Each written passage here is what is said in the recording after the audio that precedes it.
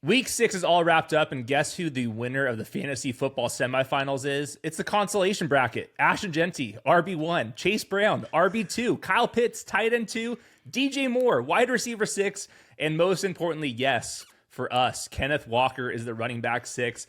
Everything kind of felt upside down. Some games felt like they were for Tankathon. Some games felt like they were for the actual playoffs. Brentley here with me. Josh, obviously, on paternity leave. Congrats to him and his wife and everybody involved. We'll have Sam Sherman back on the show later on. But first, the game that I felt like was a playoff game. Jaguars go into Denver to win 34-20. And how I'll sum this one up was it's just a different version of Trevor Lawrence. You felt it the entire time. I think for a while, Trevor Lawrence would have moments of athleticism, but would not be on display. In this one, we had another one of those roll out to his left moments, throw it down the field for a chunk gain. He's always been able to hit the deep ball. He's always been able to hit these sideline throws. We had some of those in here. A lot of those were going to Parker Washington. The reason being, Brian Thomas was being shadowed by Pat Surtain. Jacoby Myers had some instances. Brenton Strain had a touchdown, but Parker Washington was actually the hero in this one. But even late in the game, Trevor Lawrence, in a key situations like 3rd and 8, was able to get out dives for a first down. This is a different version. I don't know if it's something Liam Cohen is like yelling at Trevor Lawrence to do, because I noticed this with Baker Mayfield last year where he was running around a whole lot more. And now Trevor Lawrence is doing that. He adds in a rushing score. So another monster performance for Trevor Lawrence in fantasy. It was one thing to do this against some of the worst defenses in the league. Whole other thing to do this in Denver. The first part of the game was super loud. There were some like pre-snap operational mistakes, but they all settled in, and this offense just felt relentless. So I was super impressed with Jacksonville. Denver still in the driver's seat for the first seed, but now all of a sudden Jacksonville has a pathway.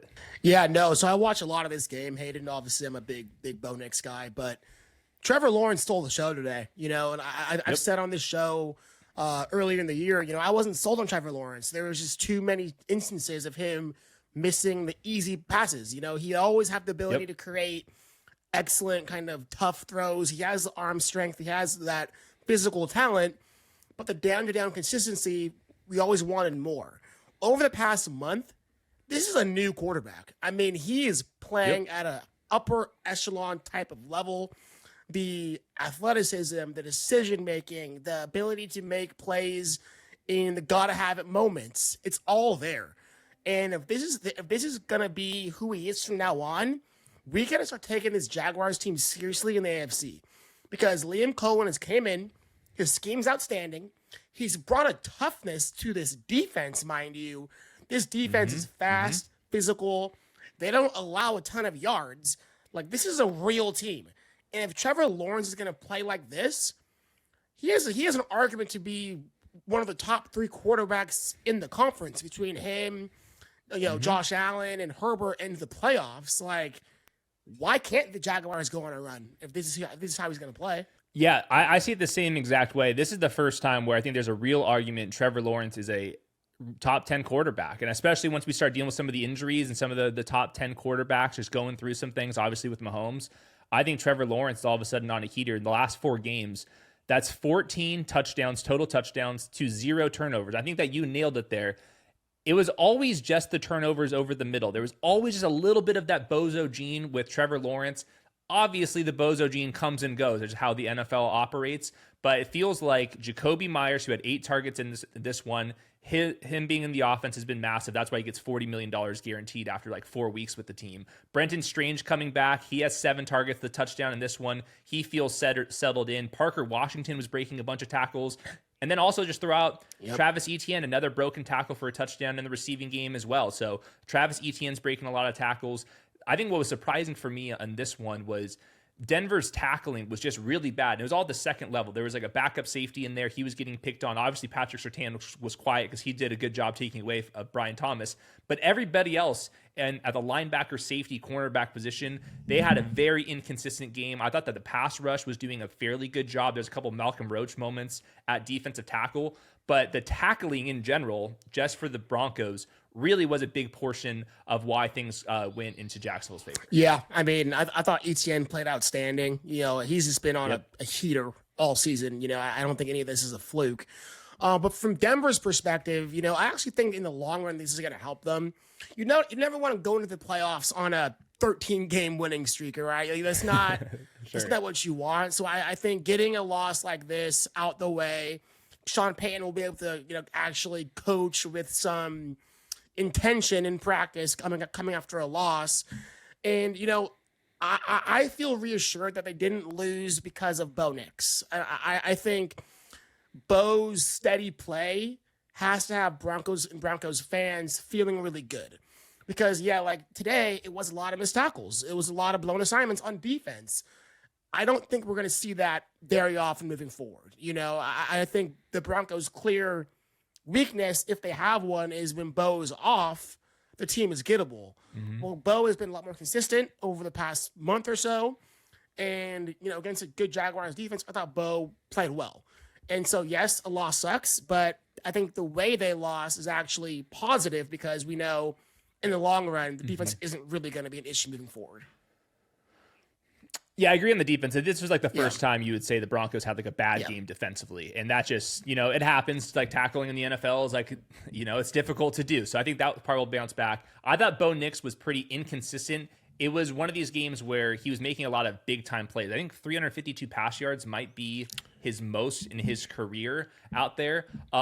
Only one touchdown. The interception was a really bad one. He had no business throwing that to the sideline, but that was also when they were down a couple scores. I think what was more interesting in this one was how lopsided the pass run split was. And that's something that we talked about leading into this one. Over the past month, which is basically when J.K. Dobbins has been out, they've been top 3 in neutral pass rate. And then Jacksonville's defense, they've allowed the highest neutral pass rate. So what happens here? We have 48 dropbacks for Bo Nix, maybe even a couple more, throwing in some scrambles in there. And then the running backs, R.G. Harvey, 7 carries, Jaleel McLaughlin, 5 carries. So this is like a pretty lopsided game plan. So there was some mistakes from Bo Nix, but that's also going to happen when you have 50 dropbacks against Jacksonville, which kind of throws a lot of different stuff, has some pass rushers on top of that. So I think for the most part, I would say Bo Nix played fine enough.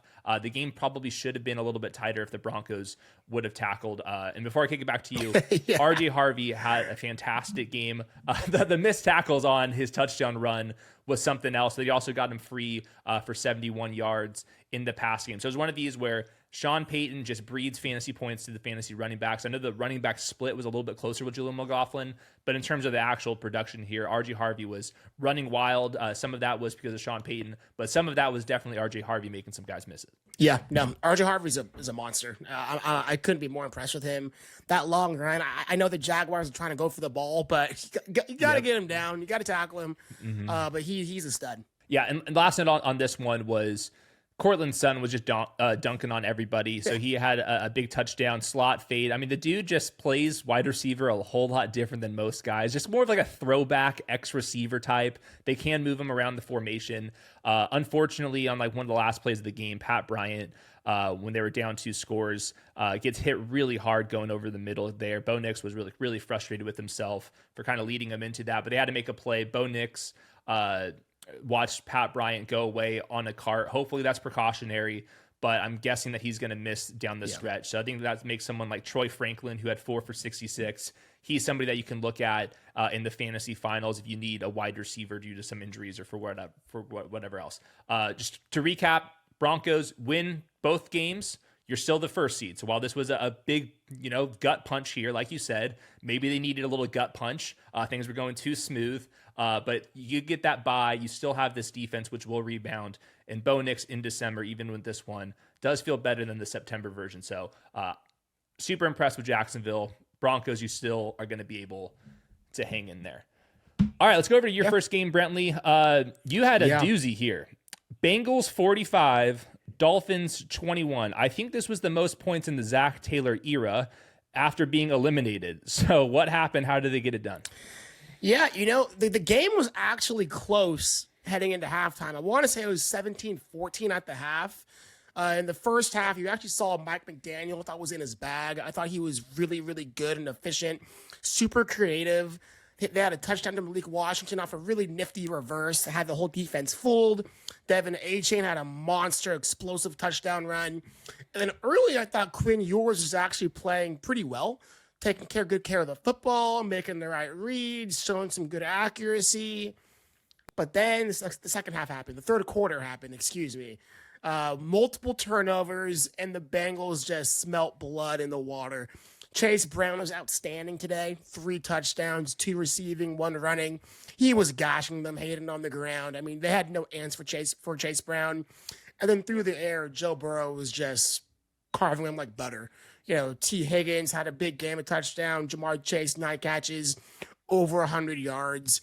They could do whatever they wanted, and when the Dolphins are turning the ball over against an offense like this, the Bengals and Joe Burrow know how to take advantage of that. So, it was a close and early, competitive game early, but the minute Quinn Ewers started throwing those picks, the minute Dulcich fumbled, the route was on. The game was over in the third quarter.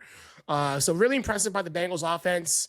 I thought Quinn Ewers overall was okay. I thought he was okay. One of the picks wasn't really his fault. It was just a great play by the defender working back to the ball.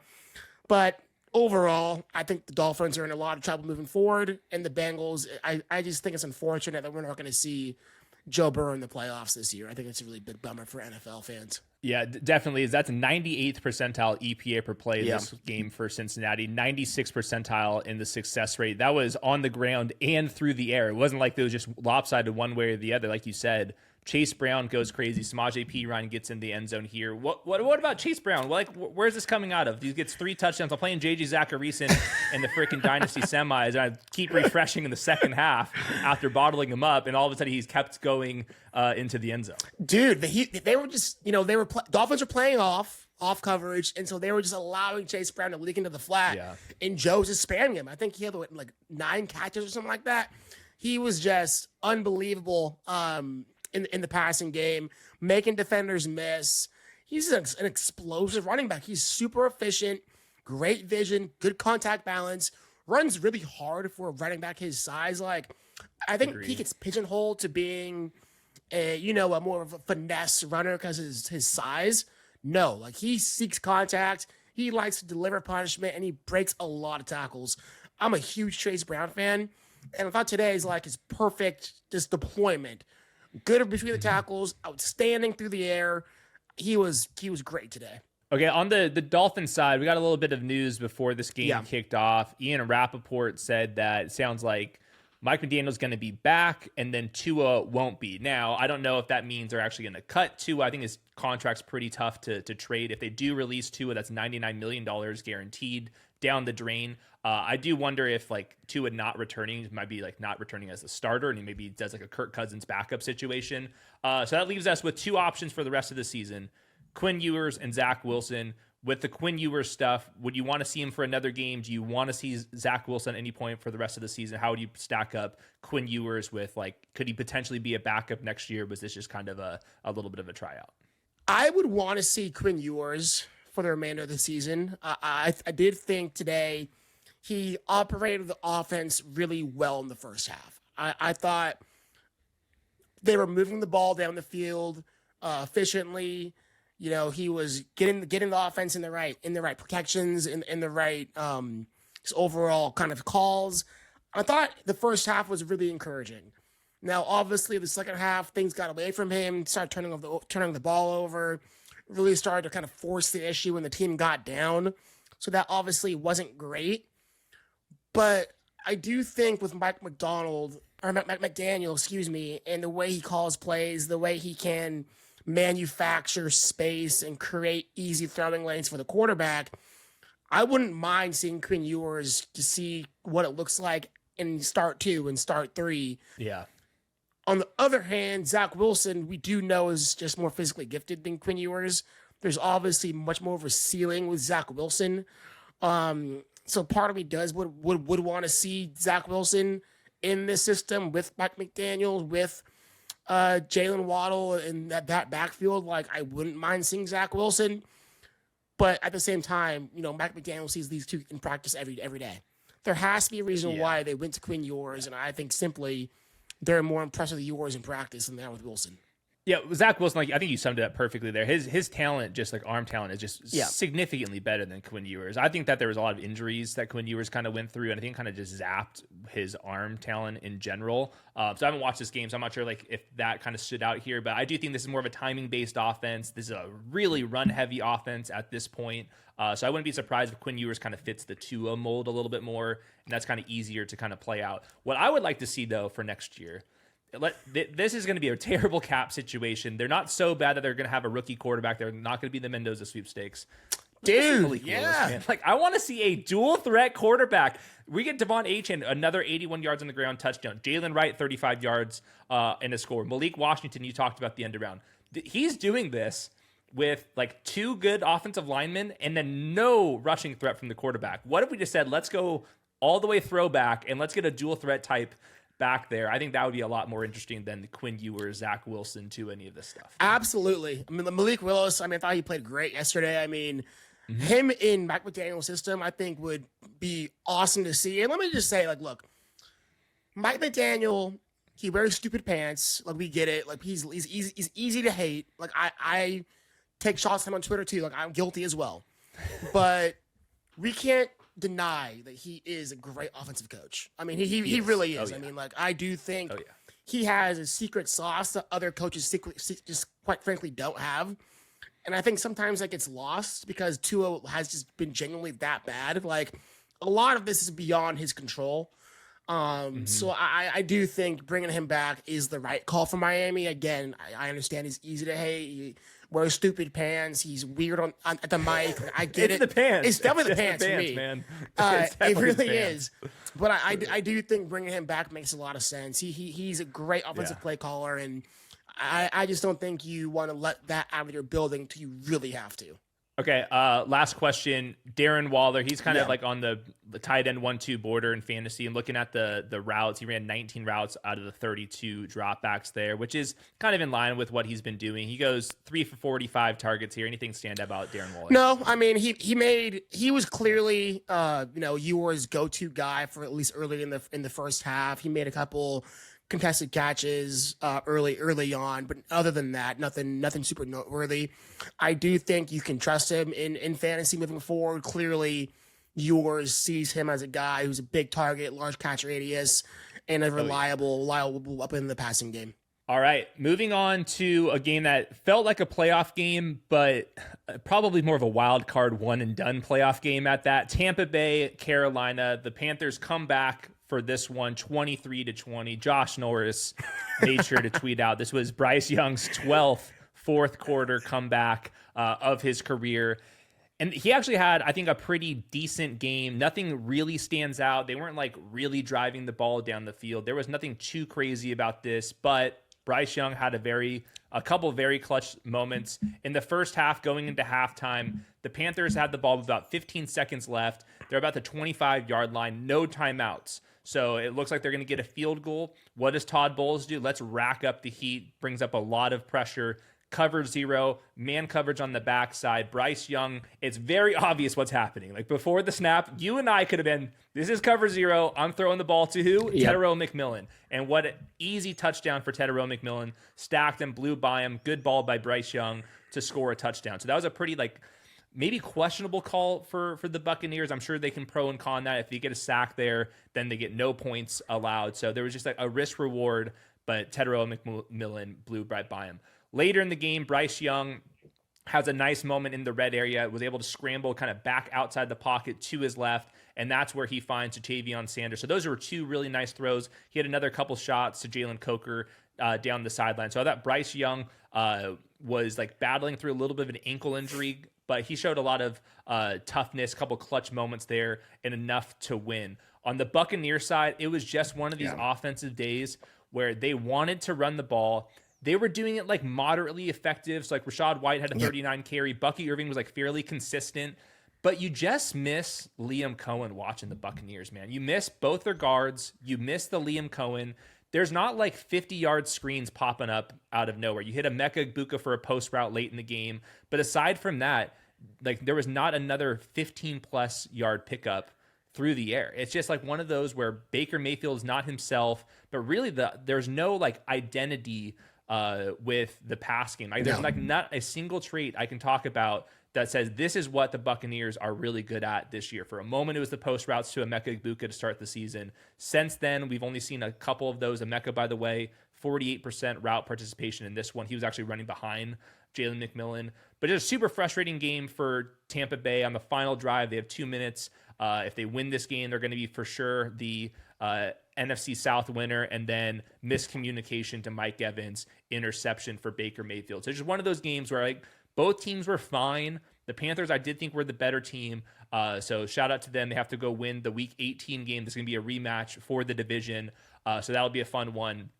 But man, out of this game, Tampa Bay they're just not a very good football team this year. You can just really feel the losses, I think, from the coaching staff and some of the injuries. Yeah, it's super puzzling. So I had Mike Evans starting in both my fantasy semis. Thank God he got that one little goal line touchdown, because other than that, it was a completely just inept day for the Tampa Bay passing offense, which with an offense with Mike Evans, Chris Godwin, early on in the year with the rookies, Emeka and Tez Johnson showing out, like, this is inexcusable. And it's not a personnel problem. It's a scheme problem. It's a fit problem with Baker. He's not comfortable playing in this system right now. And I don't know if it's because there's lack of chemistry with so many guys in and out of the lineup all year, where maybe that's what's going on, but something is clearly not right. Baker hasn't looked good really over the past 5 weeks, really. Yeah. And, you know, even if they somehow squeak by Carolina in Week 18, it's very clearly this is a one-and-done playoff team with the way this defense is playing. And, again, the inconsistency that this offense shows. To your point, they have no identity. You know, they're not a smash-mouth football team that hangs their hat on running the football and playing time control type of football. But they're also not good enough through the air to be a spread-it-out, sling it offense. You know, they're caught in the middle, and then when Baker's not himself, when he's not accurate throwing on time, they have no shot. And I thought they lost the game more than Carolina won it. Then that was my ultimate takeaway watching this game. Yeah, we see this one the same exact way. It was super fresh. And like you said, Mike Evans, he gets a goal line fade, classic Mike Evans stuff. They go back to it another time. Yeah. But for the most part, like, not a super explosive game by anybody. Emeka, one post route, busted coverage, like nothing that Emeka even did for that one. That was just kind of free yardage. And that was 40 of Baker Mayfield's 145 total yards in this game. And then, unfortunately, Bucky Irving, he gets 19 carries, easily the leader in the backfield, like no one even close. But on the second time they get down to the 1 yard line, Sean Tucker is in there for those snaps. He ultimately scores a touchdown. But there was a lot of Sean Tucker at the goal line on that one Mike Evans touchdown. Bucky was technically in there. But for the most part, this is back-to-back weeks where Bucky Irving is kind of like a trap in fantasy, where do I believe he's going to get 50, 70, 100 yards? I do think that's totally possible. He can rip off a big play. But the big plays are just not there as often without Liam Cohen. And Liam Cohen had Bucky Irving absolutely cooking in the screen game last year. Just don't feel that. So we'll see Tampa Bay and Carolina in a couple weeks in the rematch here. On the Panthers side, real quick, in terms of fantasy, whenever Teterow and McMillan gets a bunch of targets, Teterow pays off in fantasy. So this was a situation where you get Vita Vea. No one even tries to run on Tampa Bay. Rico Dowdle and Chuba combined for just 15 carries in this one. Everything was through the air, and when that happens, Teterow goes crazy. So 6 for 73 and a score. He's certainly in the mix for the offensive rookie of the year right now.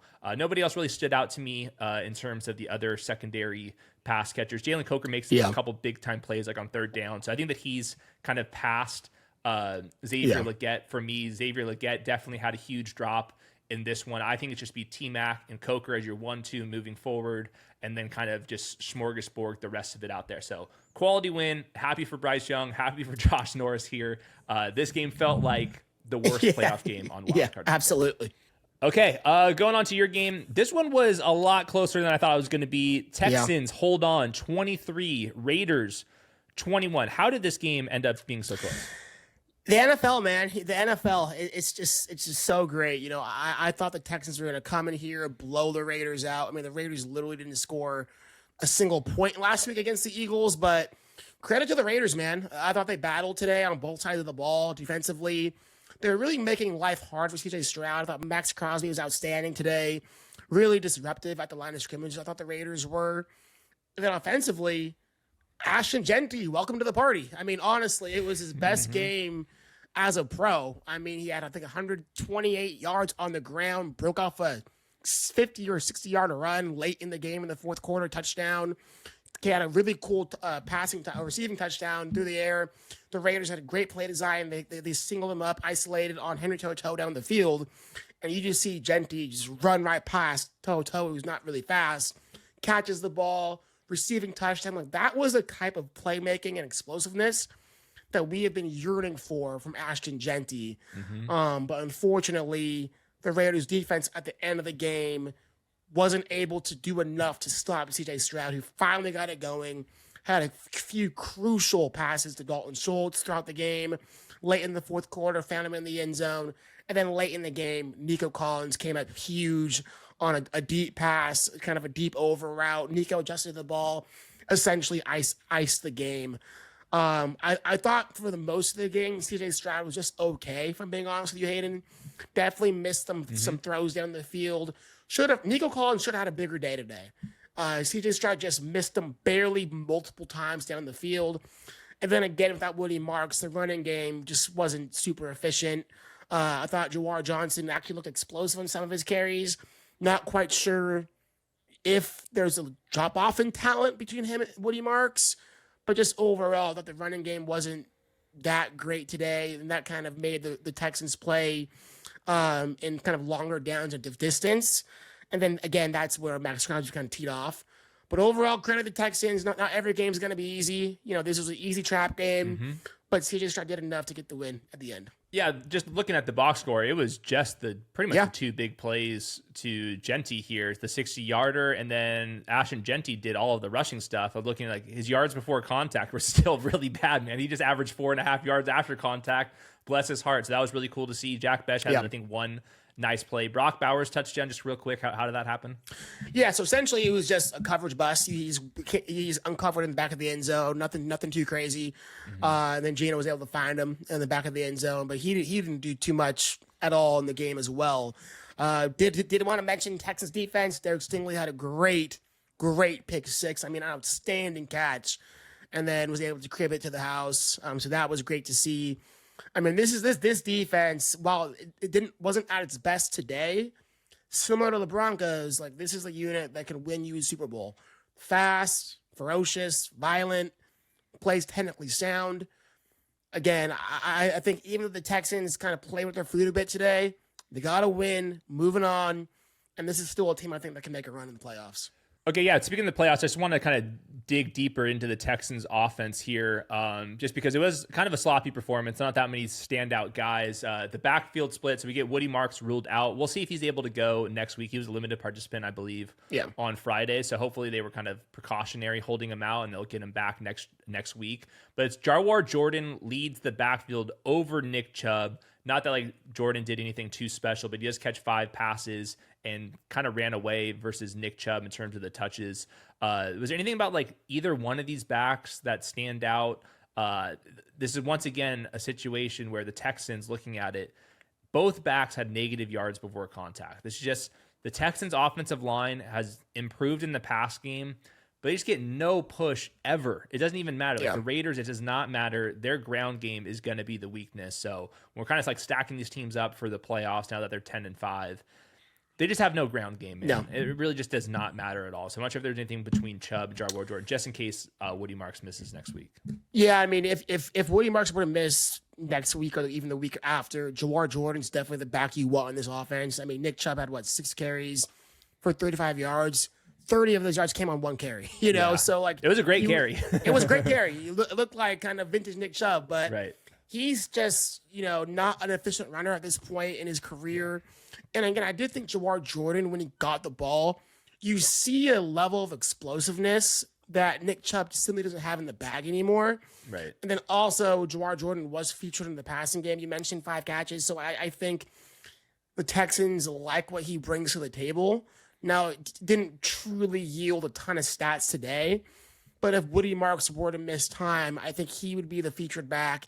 And I think he did show enough to warrant some optimism that he could do more with his touches and move in the future weeks. Okay, yeah, all great notes there. Yeah, nothing really about this game like really stands out. Like you said, Texans, you get a close win. Every win in the NFL counts the same. But if you're going to beat the big boys, the pass game's got to look a little bit smoother. I thought C.J. Stroud was on a hot streak before this one, so yeah, I want to go back and watch this one. Thankfully, we got that Nico Collins play at the end to kind of save his day a little bit.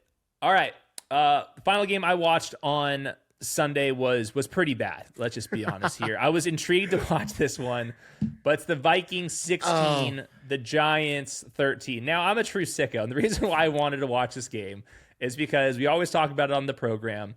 Brian Flores against rookie quarterbacks, it could be quite the spectacle. And guess what it was? Yep. It was quite the spectacle here, not in a good way. Early in this game, the Giants, when Mike Kafka, keep in mind, is trying to coach for potentially the New York Giants head coaching job, opened the game with 15 carries to 1 drop back for Jackson Dart. And in that drop back, Jackson Dart gets absolutely smoked. So I would say that Kafka did not trust Jackson Dart to read out the Brian Flores defense. And guess what? He was absolutely right, man. Jackson Dart was seeing ghosts. There was a bunch of times where he would slide left, and then the unblocked guy, who Jackson Dart is totally responsible for, comes and just lights him up. He took a 4th and 5 sack in the red zone where he was holding on to the ball way too long. There was an interception on a drop, but also other times where there were just dropped interceptions, like on a 2nd and 18, for example, and then down the stretch here, 4th and 3 to end the game. Down 3, like I said, he takes another one of those sacks. So he finishes with about 16 more yards than you and I did today in the pass game. And that was after the coaching staff openly admitted that Jackson Dart was not ready to Brian Flores. So that was the sicko thing I wanted to see. Jackson Dart, Mike Kafka, they both failed the test like miserably. And then on top of that, everybody else was dropping the ball. Yeah, I watched a little bit of this game, Hayden, and it made my eyes bleed. I thought Jackson Dart was atrocious today. The Minnesota defense kept him in this game because truthfully, the Vikings hadn't business winning this game either. For being honest, but it was just really bad football across the board. Javon Holland had a pick 6 that was called back. That was a cool play. Abdul Carter flashed a little bit for the Giants, I thought, but overall, the Giants, it was pretty brutal overall for the team. Well, God. They had 5 sacks. Jackson Dart took 5 sacks, and they completed 7 passes. Yeah. So when you're getting tackled for loss, and there was a couple times where Jackson Dart got sacked, but it was like head-to-head contact, penalty, he's getting first down. So there were sacks that didn't even count in this one. That's how bad this was. Also wanted to mention Theo Johnson, 2 bad drops. Darius Slayton, an automatic drop for him no matter what. Wan'Dale Robinson running the seam. So there were drops. This was a disgusting performance by everybody. This is like another one of these games where the Vikings team is not very good. We'll get to their problems on the other side. But the Giants just looked completely helpless. And the depth on this team defensively, the depth at wide receiver right now is pathetic. It was Tyron Tracy for most of this game. Devin Singletary got some touches. But this is one of those games, Jackson Dart, no quarterback design rush attempts in this one. And when you remove that, I know people want to remove that for Jackson Dart for his safety or whatever. The offense can't function, man. Like, in order for him to like be a little bit better in the normal drop back game, you got to be able to stay for a couple years as a starter. And the only reason he's going to be able to do that is if he's the Jackson Dart that I loved at Ole Miss and at times of this rookie season. You got to run around and make some plays. So this one, Brian Flores, way too much for the Giants. Quickly on the Vikings. Pretty frustrating first half for Minnesota in general. J.J. McCarthy did make a couple plays. He did have a touchdown in the red area where his burst, like as an athlete, he really for sure, man. Like that quickness, like he can absolutely run. He can also throw the ball on a line, absolutely. Couple throws were a little bit sprayed. There was lots of balls off of hands, which definitely you can count as drops. So like the wide receivers need to be making these plays, but also like an interception to JJ McCarthy. That's like on the back arm against like off coverage. I think it was the quarters look, leaves it inside, the only place you can't leave it. So there were some really bad moments for JJ McCarthy. And then going into halftime, throwing hand just hits the top of a helmet.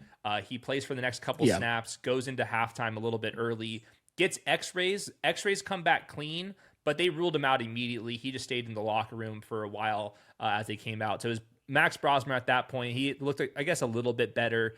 But the caveat being the Giants' defense has just been a complete train wreck in this one. So Justin Jefferson made 2 high-end toe-tapping plays by the sideline. Aaron Jones becomes the bell cow because Jordan Mason leaves.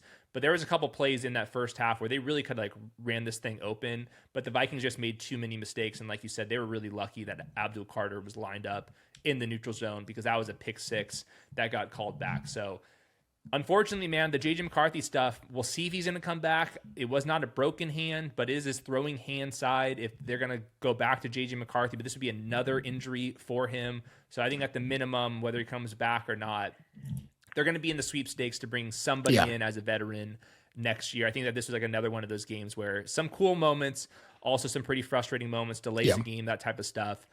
For the Vikings. So I think frustrating on both sides. They're, I'm sure, happy that they got out of there with the win, though. Yeah, not too much more to add. I think you covered it perfectly. I did tweet, and look, I don't mean to be a McCarthy hater. I really don't.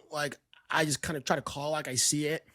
And certainly, to your point, Naylor, even I think it was JJ, it does hit, the ball hits their hands. There's no denying that fact. However, I genuinely think when you break it down, McCarthy's ball placement consistently is terrible, and it's not good enough. And there's some quarterbacks who are able to put the ball in an area where you can have catch and run opportunities, where the receiver doesn't have to make a difficult adjustment to catch the football. And again, the receiver should have caught the ball. I'm not denying that. And a couple of in his interception, that one that got called back, it went off Naylor's hands. Not really his fault, but still, it was high. It was a tough, and it's coming in hot. These line drives I'm talking about, there's not a lot of touch, and sometimes he's a little bit late, and then that's why you got to throw it hard. So I think it's all comes down to the feet and reading things out, and then he wants to throw it because he's an explosive athlete. That I am sold on that. But like you said, the balls start bouncing off wide receivers' hands. Partly, if it happens too much, partly it's on the quarterback. At the velocity he throws, he has a cannon, low key. He has a cannon, and I just feel like he lacks touch and he lacks consistent ball placement. And without those things, you can't be an efficient NFL passer. Add on top of that, the durability at this point, there's simply no chance the Vikings can go into next year with him as their unquestioned starter. You can't do that. One, he's not good enough. Two, he gets hurt too much. So I think whether that's Mac Jones, they're trying to trade for Mac Jones, sign Marcus Mariota, whatever it is, there needs to be competition or at least a high-level bridge quarterback they can have in the bag. Right. Because this McCarthy experience, you can't have faith that this is going to work out. You just can't. Yeah, I think that sometimes he's kind of stepping into the pocket super aggressively, and that's when he's banging his hands a couple times. There's also one in the flats where he takes a sack and he just needed to get the ball out. He kind of just stood there, took an extra hitch. So I think all these things just kind of work in tandem with another, and it comes back to just not playing on time, not having the proper feet, and that's why the coaching staff has been grilling him and making sure to go on these rants to tell us this is where he's at in the development. It's a development. So there were some flashy moments here, also some JJ McCarthy moments here. So we'll see if he's going to go down the stretch, but at least Justin Jefferson, 6 for 85 on 8 targets. And then also Jordan Addison, man, it's a lot more drops this year than I ever remember. Going back to the Kenny Pickett days, going back to the USC moment that he had, going back to that awesome rookie season. This is another one. JJ McCarthy threw really early. That one actually threw with touch and just right in Jordan Addison's hands. So that was a pretty tough outing for him. But yeah, this game didn't matter at all. Whenever you see a game end 16-13, some bullshit has occurred, and indeed it did. Also with this score, Saints 29, Jets 6. This is a 3-game winning streak for Tyler Shuck. Defense also stepping forward with the Saints here. It's not a good football team, not going to say that, but the defense is better than I thought I was going to be, and Tyler Shuck is definitely better than everybody thought he was going to be. How did this one happen? And this is what I'll say. There's bad football teams, and then there's bad football teams. The Saints are actually a good, bad football team. they could beat a good team. I mean, we saw them beat Carolina and Tampa, in recent weeks. Like, the Saints have legit talent on this roster. Now, there's certainly, there's some holes that need to be fixed before they're actually consistently winning. But I like a lot of the pieces they have, and it starts with Tyler Shuck, man. Tyler Shuck, I admittedly didn't think he was worth that high of a second-round pick. He's 26, was never truly a dominant college player. But you watch him, Hayden, the traits jump off the screen. When he has time in the pocket and he likes what he sees, this kid not a kid, he's 26 years old, but he has a freaking rifle. Right. Like a cannon, the ability to fit the ball in tight windows. He can make throws to all levels of the field. He throws with touch, timing, accuracy. I love what I saw from Shuck today. Make good decisions. His chemistry with Chris Olave, who, mind you, 10 catches, 148 yards and 2 touchdowns. Just overall monster day from Olave. This duo could be really problems next year. I mean, because they have some legit chemistry, and a lot of these routes he's running, deep overs, corner routes, post routes, after the catch, you name it. Olave's doing it all. Juwan Johnson, huge day today as well. He clearly has a rapport with Tyler Shuck. I just thought the Saints passing today was clicking on all cylinders. Hayden, they threw the ball 49 times today. And I get their running backs were banged up. Taysom Hill led the team in carries. So I get it. You want to throw the ball out. But with a rookie quarterback, throwing the ball 49 times is nuts. Yeah. Absolutely insane. But I thought the Saints were really good today. And the Jets, Hayden, were equally as bad. I thought it was just an atrocious outing from both Jets offense and Jets defense. Brady Cook, get him off the field. Jets offensive line was terrible. It sacked 8 times. I just thought night and day difference between the two teams. And if you're a Saints fan, you have to be feeling pretty good. Yeah, let's stick with the Saints here, because this seems like a team that could be like, they can win the division next year. You hit on a couple of these draft picks. You kind of clean up some of the depth. I think their offensive line's really bad, partially due to injury, but also some kind of missed picks throughout. They definitely need to replace Rashid Shaheed to some degree, but Juwan Johnson's under contract. Chris Olave should be getting a big deal anytime. By the way, Chris Olave, really cool, Jess. He hasn't missed any time. Remember, people thought he should retire because of the concussions, and obviously concussions are scary. But he's played every single game this year, to my knowledge. And the trade rumor, and the trade rumors, which I never understood. No, you don't trade Chris Olave. He's just steady, consistent, shows up every day, and balls out. He's doing what we hope Garrett Wilson would do for the Jets, but Olave's actually doing it. My Tyler Shuck comp, and I floated this one out as a prospect, kind of more like an upside comp for him, and I'm seeing it more and more. It's Ryan Tannehill, who kind of went in the same range.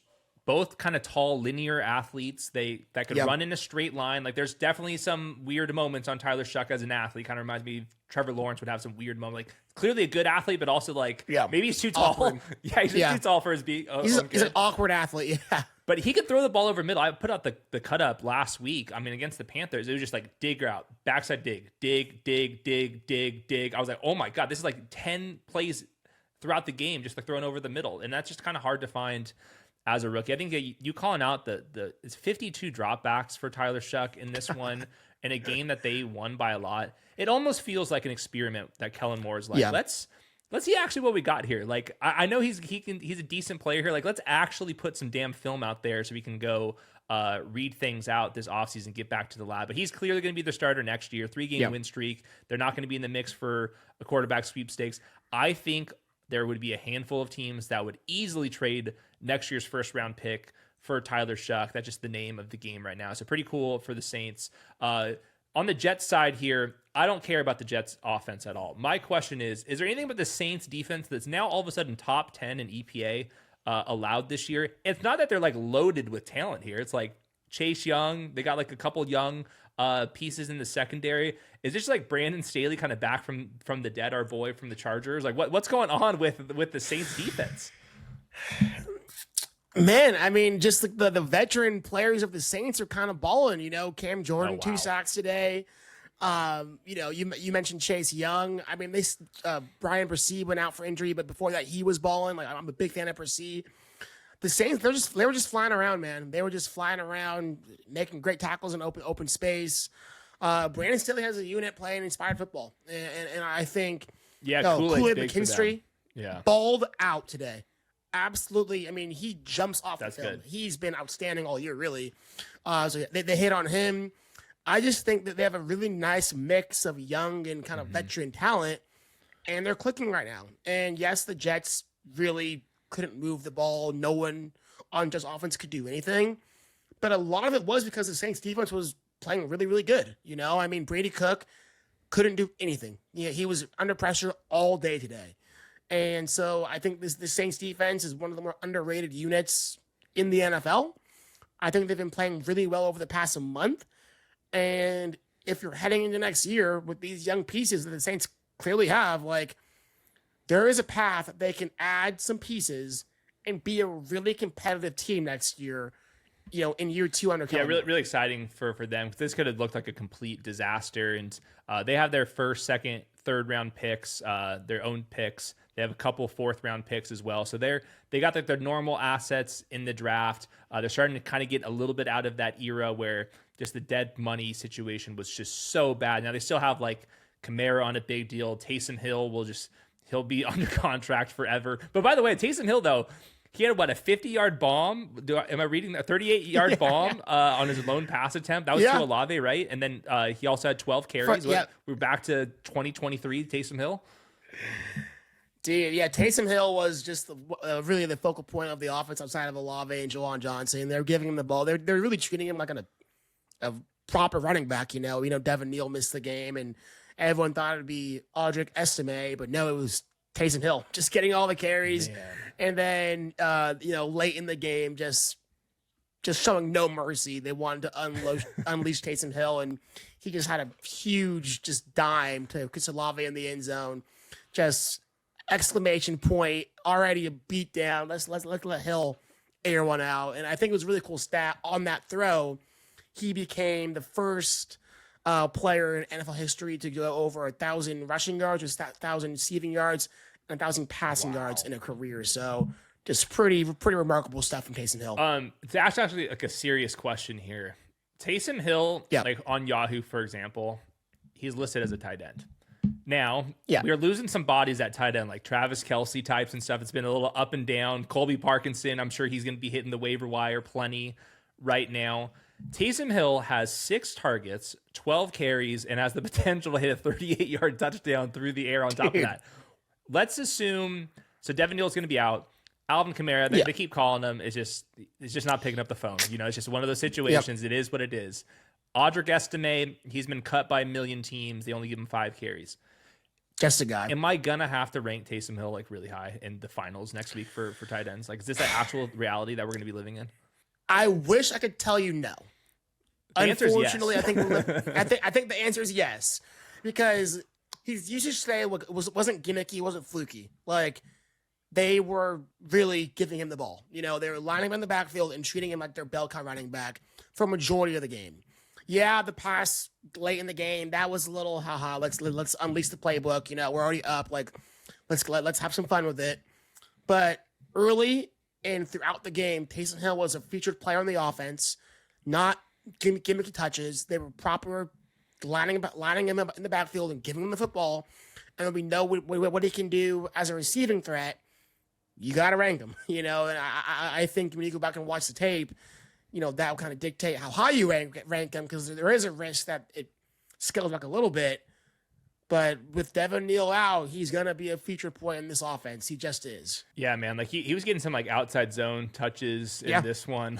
I mean, once you start getting that at tight end and you're catching passes, man, I think he's going to be one of the first players I'm going to go back and watch to kind of get a good feel for this one. But if Alvin Kamara is not going to pick up the phone, then, man, all of a sudden here comes Taysom Hill. One last ride for old Taysom Hill, who, by the way, I believe he's got to be 36, 37 years old. Oh yeah, he's been around for a minute. Yeah, it's insane stuff. Okay, all right, let's rewind back to Thursday Night Football. Seahawks Rams. This felt like the game at least the regular season game of the year. It had pretty much everything, like things you've never seen before. You had like comeback Sam Darnold mode. You had Puka finishing as one of the guys you absolutely needed for the fantasy semifinals. But let's start this on the Seahawks side as they came back from behind in overtime.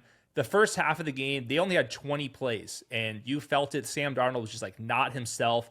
Chris Shula, the defensive coordinator for the Rams, fooled Sam Darnold a couple times.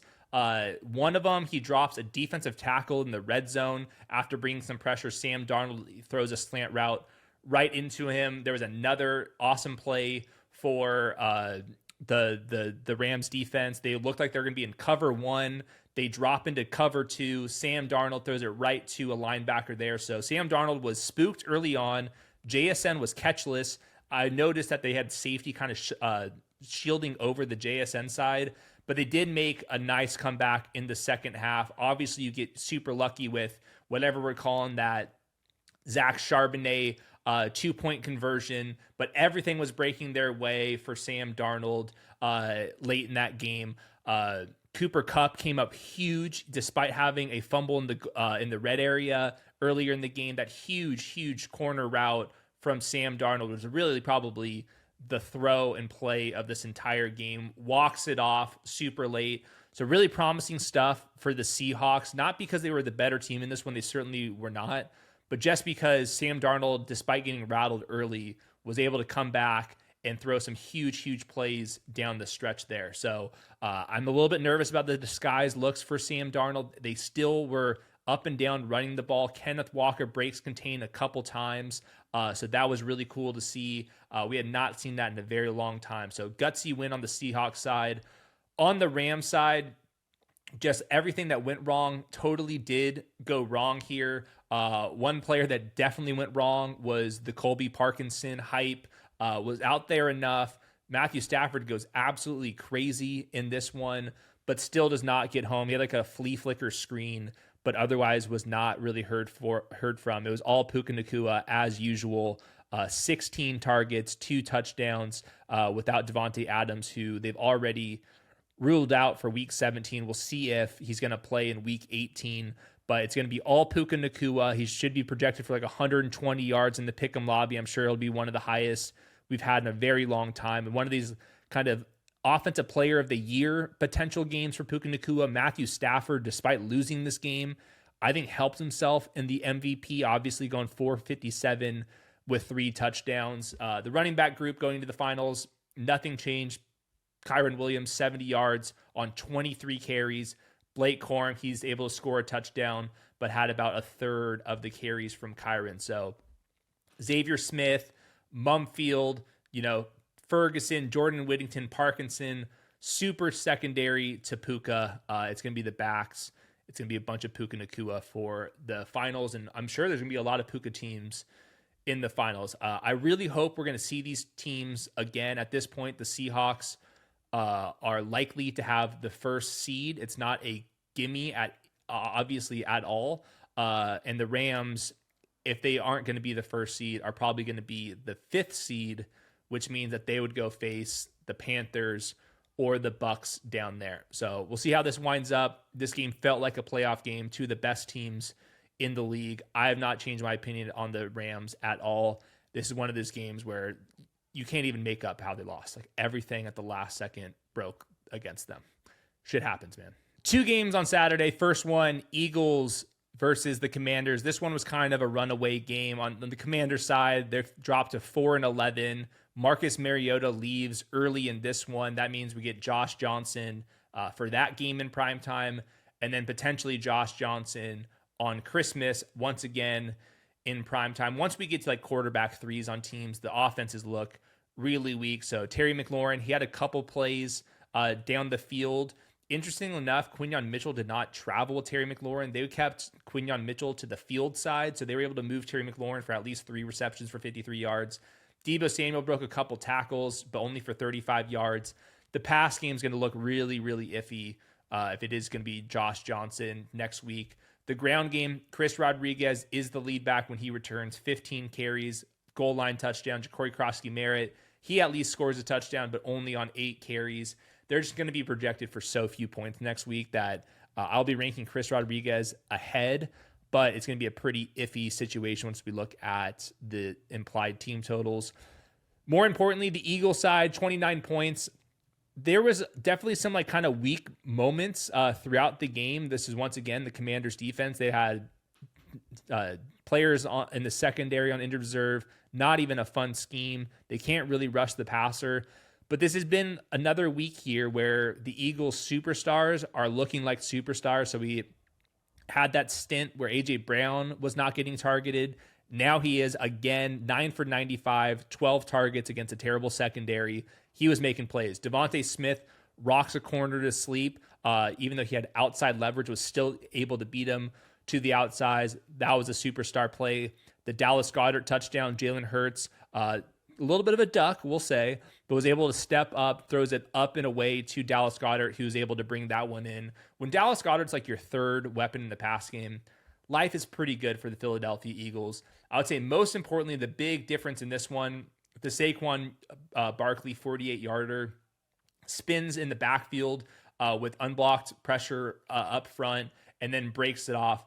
That was his superstar moment. It's been a while since we've seen that from Saquon. Obviously, he had that like tush-push variant where he just kind of won the race down the sideline. This one actually making guys miss. That's going to happen when you're facing the Commanders defense. But just one of those games, man, like Eagles defense with Vic Fangio, once they get everyone back, which is another big storyline for them. Jalen Carter is expected to play. Lane Johnson's expected to play, I believe, in week 17, week 18, then the playoffs. So they're largely healthy moving forward, and hopefully all the superstars come to play. It's still a very scary team to me with the Philadelphia Eagles are able to win the division once again. Another one of these crazy games back in prime time, Packers, Bears, goes to overtime, 22-16. We obviously got to start with the Chicago Bears. They had absolutely no business winning this one. I think that their Valley, they had like a 2% chance of winning this one. You had to score late. On top of that, you got to get the onside kick. Romeo Doubs kind of short arms it, doesn't read it right, leaves with a wrist injury. Bears ball. You're able to score then. And then in overtime, just a massive, massive swing there once again. We had Malik Willis with a under center fumble. I believe one of the first times Malik Willis was under center in a very long time. Of course, fumbles it, and then the play everyone's seen. But my God, Caleb Williams climbs up. I think it was like 57 air yards, according to Next Gen Stats. You could not have put that ball more on the money for DJ Moore. Big post route. They talked about it. They schemed up with Ben Johnson. They knew they had this one, and then DJ Moore was able to hold on to this one after having a little bit of a DJ Moore moment, if I'm being honest, not getting back to the line of scrimmage for a Colston Loveland reception earlier on, but had enough gas in this one for that big post route. It really is just Caleb Williams making plays, man, the second half. This offense was really stuck in the first half. They just didn't have the ball pretty much at all going into halftime. They were not trying to pass the ball very much early on, but when Caleb needed to make plays, he made a ton of them, had 30 yards on the ground, was able to extend plays. You felt no Micah Parsons late in that game, him stepping up, had all the time in the world. It's just the arm talent, man. It's like his speed and the arm talent. This Bears team, I worry about their defense certainly, but Caleb Williams and Ben Johnson long-term, I know where this one's going to end up. They're going to be awesome together for a very long time. And doing that with DJ Moore instead of Luther Burden, instead of Roma Dunze, all of that super promising. Colston Loveland, he ran 40% of the routes. He had a reception or two called back. He was not as involved as I thought he was, so I had a pretty aggressive ranking on him. That one did not turn out. He only had 4 targets not called back on 34 dropbacks, but was out there a lot. Lots of 2 tight end sets. He was split out wide, just the ball did not go his way. And truthfully, he had a couple free targets towards the end after all the chaos kind of ensued there. So we'll see about Roma Dunze's foot stress fracture, and then Luther Burden, I'm guessing, is going to come back in this one, but Bears hold on in overtime over there. On the Packers side, I mean, just super unlucky. I mean, there's just no other way around it. Jordan Love, just super unfortunate for him. Takes a huge hit kind of as he was falling down. Bears defensive end was not able to get lower than him. Head-on-head concussion. We'll see if he's going to play. But obviously, you move Jordan Love. You're going to have a different styled offense with Malik Willis. Malik Willis carries the ball 10 times for 44 yards. His athleticism just so obvious, but he was also 9 of 11 passing the ball, had a touchdown, 121 yards. He was not the reason why they lost this game. Obviously, the under center fumble was really bad, but I thought he played really, really good football. Unfortunately, towards the very end of the game, lands on his shoulder, and then Matt LaFleur since then said like they don't know if he's going to be ready to go or not. I thought he had one of the best throws of the week, that Romeo Doubs one, 33-yarder up the sideline. It was so windy in this game. The fact that Malik Willis and Caleb were able to throw the ball downfield just shows you how much like arm strength they have. So we'll see if Jordan Love can return. We'll see if Malik Willis is going to go out there and start. If it's neither of them, the Packers just really take a beating because they need to win some games. I think they're currently the 7th seed. They definitely need to win a couple of games down the stretch to hold on to the playoffs. But I'm interested with Malik Willis. We talked about this earlier in the episode. Like, there's something to this. There's not that many good free agents. He at least has the traits of being an NFL starter, and his numbers in very small sample sizes, they have stood out. So I do wonder if that was the only time we're going to see Malik Willis, but that was a pretty awesome performance by him. Lots of injuries for the Packers. Christian Watson in his return with that chest injury. He has 6 targets. Playing time was like about the same. It's just a full-blown rotation. The Packers secondary, it's hard to trust. Jaden Reed, he has 35 yards. Romeo Doubs is the one to go crazy here. And then even like in the middle of the game, their other tight end, Fitzpatrick, he pops his Achilles. So now it's Luke Musgrave out there. They were running out of offensive linemen. On top of that, they were running out of third string quarterbacks at one point. And then Josh Jacobs, he was gutting through that knee injury. He only has 36 yards. He loses a fumble at the goal line. After that, he's like subbed in for one play, but he was like lined up at wide receiver. He was basically a decoy. He does not go back in the game. Emmanuel Wilson was running pretty well there. So we'll see about Josh Jacobs. Unfortunately, tries to go out, just does not look like himself, and they lose, and there might have been a setback, and Jordan Love is out. So everything just went wrong for the Green Bay offense in this one, but it was at least exciting to see Malik Willis go out there and ball out. Sam Sherman out of retirement, back on the channel. We knew he couldn't stay on the streets for too long. We brought him back in here to do a couple recap games here. This is one where, to be honest, I didn't even watch the end of this one. Brentley and I were recording. Steelers 29, Lions 24. I'll call this one an upset. Lions were 7-point home favorites here. They needed to pretty much win out to stay in the playoffs. What an upset. How did this one unfold? Yeah, and I'll jump to the end of the game here because really with, 30 seconds left in the game, the Lions had a chance to score a touchdown, win the game. They were down 5. The drive actually started with Chris Boswell on the Steelers side doinking a field goal from about 30, 35 yards out, so that gave the Lions a chance to get the ball back, drive down the field. They had a couple big plays combined with some penalties that took them down there, but nevertheless, fast forwarding, they had the ball on the 1-yard line, 1st and goal, with 4 chances to score a touchdown and win the game. First play, it actually looks like they win the game. They get a Amon-Ra St. Brown touchdown. It looks like game's over. Then late flag comes out. They called an offensive pass interference against Isaac Tesla. No. So that gets called back, pushes them back 10 yards, and then successive plays that just don't work out. It ends with actually another controversial penalty. Amon-Ra St. Brown catches the ball around the 1-yard line and actually gets kind of pushed back and pitches the ball to Jared Goff, and it looks like Goff runs in and scores again. But they called that offensive pass interference on Amon-Ra as well. So the game ends there with the Lions coming up short. And yeah, like you mentioned off the top, I think really hurts their chances of making the playoffs. I think they're not mathematically eliminated yet, but they really needed to win out to have like a real fighting shot to make the playoffs, I believe. So yeah, tough loss for the Lions. The Athletics simulator has the Lions odds to make the playoffs at 6%. So even if they win their next 2 games against the Vikings and Bears, which aren't like absolute layups, it's still only a 25% chance. So they need a lot of help down the stretch here. If you would have said one team's going to rush for 230 yards and 2 scores, and then the other team is going to rush 15 scoreless yards, I would have told you that's probably the inverse of what happened. So I find the Detroit's failure on the ground far more fascinating. Jahmyr Gibbs has 2 rushing yards. Now, he does catch 10 passes. PPR scams his way in the second half here. David Montgomery only 14 yards. What the hell happened for the first 3 quarters when they only had 10 points?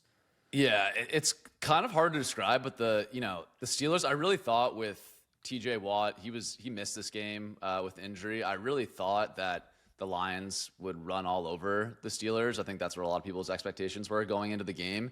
They were just stuck in neutral for most of the first half of this game, really didn't come alive until the end. And yeah, like you mentioned, like Gibbs still got there in the receiving game.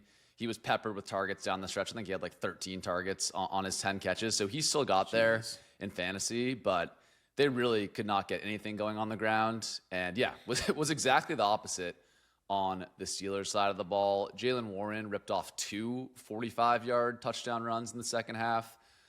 He looked really explosive out there.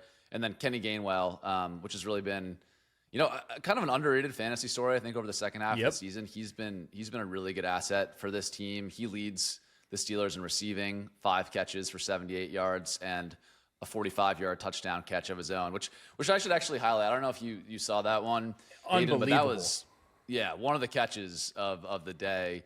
He had pass interference, kind of gets the and one with the touchdown. He's getting torn to the ground by, I believe it was Anzalone on the Lions, and he fights through contact, catches the ball while he's lying on the ground, and gets up and scores. So yeah, Gainwell's been awesome for the Steelers, and it was again today. Yeah, I think the Gainwell stuff was actually, I think, kind of predictable because I thought they were going to be losing the whole game, and then we would do the PPR scam stuff with Kenny Gainwell, not with Jahmyr Gibbs. But he's been such a focal point in the pass game.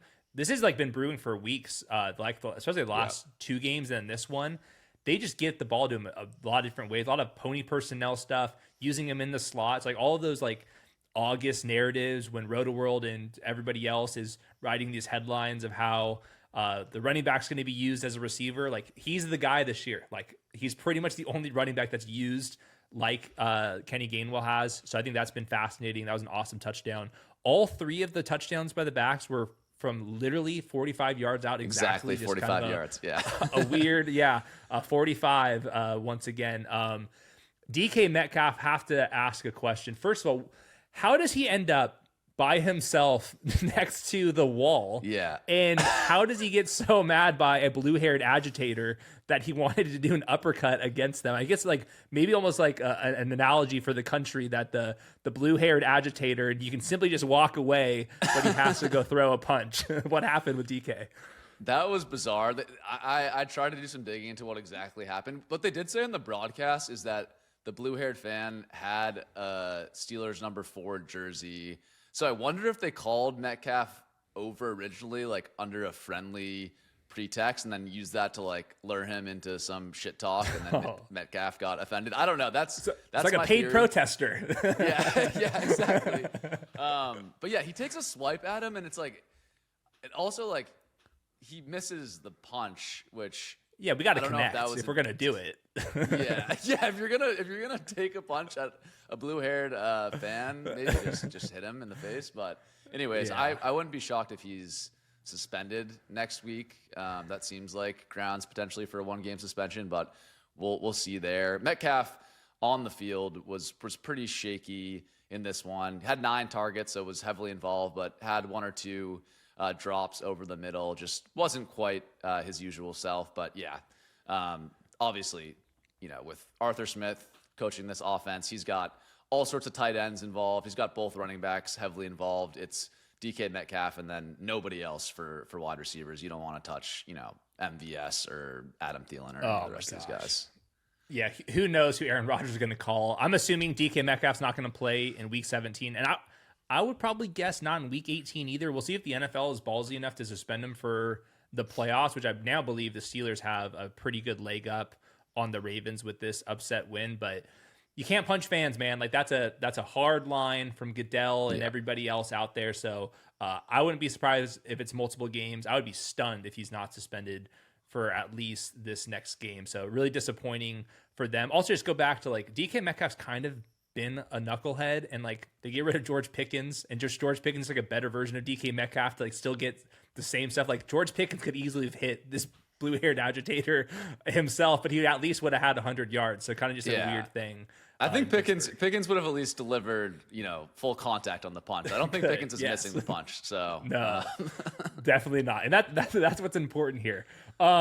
Quickly on Aaron Rodgers, I think that Aaron Rodgers, like the last couple of weeks, has actually been playing like league average, if not better, football, and like that has been a very long time since I was able to say that. So how would you grade his performance in particular? Yeah, I thought he was great today. Again, Lions defense hasn't been the best, especially if they got more and more banged up down the stretch this year. But I thought Rodgers was great. I think he was hanging in the pocket a little bit more, like willing to take hits a little bit more than he has been earlier in the season, and I wouldn't be surprised if we see that trend continue into the playoffs. I think the main downside, it kind of reminds me of like late career Eli Manning, Tom Brady, where, very and like towards the end of their careers, they just really didn't want to take hits. But then once it got to the playoffs and the games started to get important, they were willing to hang in the pocket and take hits again. So I think that's the main difference with Rodgers over the past couple weeks is he knows these games matter. He can't just dirt the ball and avoid every contact that he faces. So yeah, I was impressed again with Rodgers today. And I think they're a feisty team. If they, if the Ravens lose tonight, I don't know what's going on in that game, and they manage to sneak into the playoffs, I think they're going to be a feisty team, especially getting that home field advantage. But yeah, at the end of the day, I think the playoff odds for them really are likely to come down to that Week 18 game against Baltimore. Like this game, even though this was an awesome win for them, I don't think this actually meaningfully like impacted their playoff odds. It only shifted them from like 60 to 70% or something like that. So we'll see. Yeah, you had that exactly right. The Athletic has it at 77%. If they beat the Ravens in Week 18, they're automatically in. Even if they lose that game, they're now at a 54% chance. So obviously it's going to be dictated on if they can beat the Browns next week. And then obviously how the Ravens kind of close out on Sunday Night Football and elsewhere. So, feisty team. You're going to have to go into Pittsburgh if they are in there, and you never know about January, Pittsburgh cold, and Arthur Smith with all these backs and tight ends and stuff. It's an interesting team at the very least right now. All right, your next game, Bills and Browns. Let's start here. Unfortunate news. Quinshad Judkins gets really twisted up. And you never know, it's not a good sign when all the Twitter doctors are naming different body parts that they think has completely torn. So I saw like dislocated knees for a second. I saw broken legs for a second. It sounds like dislocated ankle, broken leg situation. There was a mention of a knee injury on top of that. So bottom line, he's out for the season. Hopefully it's like the Tony Pollard, Cam Scatterbo, like broken leg ankle situation. But even then, that's a long road to recovery. So Quinshad Judkins was a standout player for the Browns on tape. I know he's very up and down in fantasy, but that was pretty ugly. What else did you see from the Browns? And if you have anything else on Quinshad? Yeah, so Quinshad, I don't have anything else on the injury. I saw the same as you. I think the official report was dislocated ankle and broken leg. And then again, it sounds like ligament damage to the knee is also potentially in play. So yikes. Really a bummer for the Browns. That's definitely going to put his 2026, week one availability at risk. And for the Browns, I guess sticking on that point before we get to the rest of the game here, at the running back position, it was Raheem Sanders that kind of filled in for Judkins on the early down role. And then Travion Williams, yes. The old Bengals, scat back who's been around the league a little bit. He filled in on passing downs. I'd expect, maybe Dylan Sampson has a chance to be back next week, but from a fantasy angle, I think Sanders would be the one if you have any interest in playing a Browns running back, but it's going to be really ugly there. Yeah, I think they have, I think it's just the Steelers next week for the Browns. man, like that team total is going to be really low. Let's just get to the rest of the Browns here. How did Shador look? How did my boy Harold Fandon look? Anybody else stand out? Yeah, so the box score for Shador looks a bit ugly. 2029 for 157 yards, 1 touchdown and 2 interceptions. Only took 2 sacks, but again, with Shador, they're always long sacks. He lost 21 yards in those plays. I thought, like, relative to the box score results, I thought he played a little bit better than the box score gives him credit for. His 2 interceptions were both kind of like, they weren't great throws by any means, but they were balls. The first one was, off Quinshon Judkins' shoulder. He threw it behind him a little bit on a Texas route of the backfield. The ball just popped straight up in the air for like a pop fly, easy catch for the Bills and an interception. And then a second interception was kind of a similar type of pop-up. He was rolling out to his right. There was Bills defenders in his face, and someone got a hand on it, and it popped straight into the air. So they weren't like terrible misfires on the interception, just a little bit of bad luck on not like perfect throws. For the first half, the Browns and Shador actually moved the ball on the Bills pretty well. And even all the way up to the end of the game, they actually had a chance. They had the ball down 3 with a couple of minutes left and, would have had a chance to drive and win the game. But towards the end of the game, the offense really stalled out. They started sending more and more pressure at Shador, just like all-out blitzes, and he was not able to handle that particularly well. But, yeah, I would say middling performance for Shador. I think a little bit better than some of his previous performances, but nothing special. For other offensive weapons on the Browns, it was the Harold Fandon show on offense. Yeah. He had six targets, 4 catches for 34 yards. Also had a rushing touchdown, so he put 2 touchdowns up in the box score.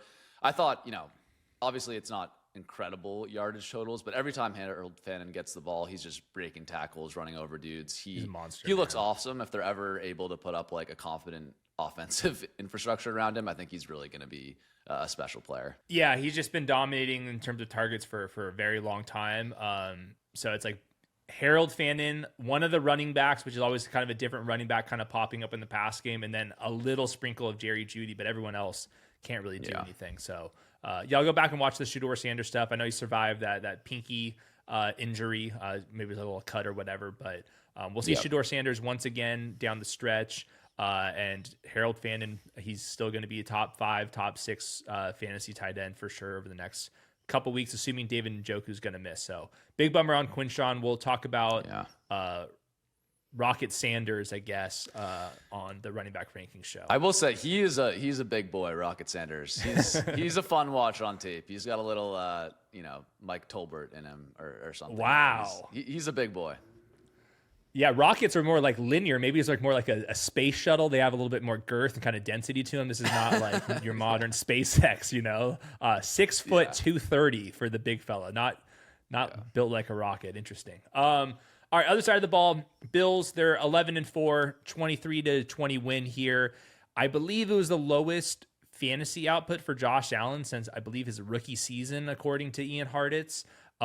How did that happen? Was Myles Garrett chasing him down? I saw like a little phantom like half sack for Myles Garrett, but more importantly, like for Josh Allen, like what the hell happened here?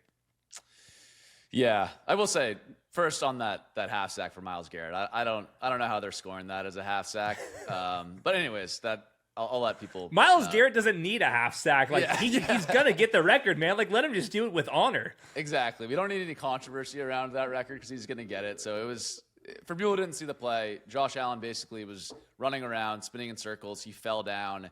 Myles Garrett was the second Browns defender to touch him, but it was like a second after the first defender did. I guess that counts as a half sack. Anyways, Josh Allen, I thought he played well in this game. It's just that the Bills were running the ball so well. They got 3 touchdowns on the ground here to James Cook, 2 of them to James Cook, and 1 to Ty Johnson. And they just had a very conservative approach on this game. They didn't drop back and throw the ball that often.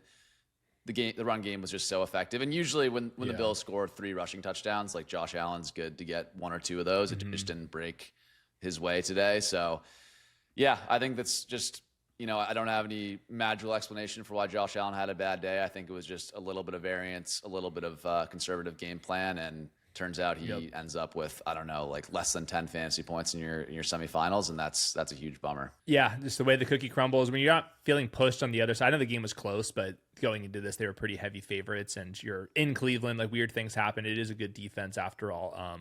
Looking at it, Dalton Kincaid, half the dropbacks he's running a route, same kind of split time with Dawson Knox and Jackson Hawes. I did see Dawson Knox drop a touchdown, so that obviously hurt Josh Allen's production. Yeah. But yeah, James Cook, I mean, once again, dude is just a regression monster when it comes to the rushing touchdown stuff. So definitely one of the guys you needed throughout fantasy. But I think we can keep that one moving. Buffalo Bills, they're watching this Patriots-Ravens game right now, which is at halftime, pretty closely because they still have a chance, but I know they have to win out to have a chance of that division. So your last game, pretty big one here. Chargers 34, Cowboys 17. I mean, how good was Justin Herbert and Quentin Johnson in this one? They were both honestly incredible. I mean, I think Justin Herbert's been playing amazing football all year, and his offensive line obviously has been what's letting the team down. But in this one against the Cowboys, with Quentin Williams out, the Cowboys weren't able to get a lot of pressure on the Chargers, which is rare.